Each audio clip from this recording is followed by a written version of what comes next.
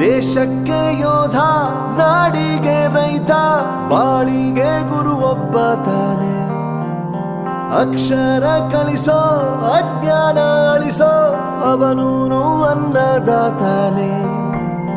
ತಪ್ಪು ಸರಿಯ ತಿದ್ದಿ ತಿಳಿ ಹೇಳಿ ಸಮಬುದ್ಧಿ, ನಮ್ಮ ಚಿತ್ತ ಶುದ್ಧಿಯಾಗೋ ಹಾದಿ. ಎಷ್ಟೇ ದೂರ ಹೋದ್ರೂ ಮರಿಬೇಡ ನಿನ್ನ ಬೇರು, ನಿನ್ನ ಸಾಧನೆಗೆಲ್ಲ ಇದುವೇ ಆದಿ.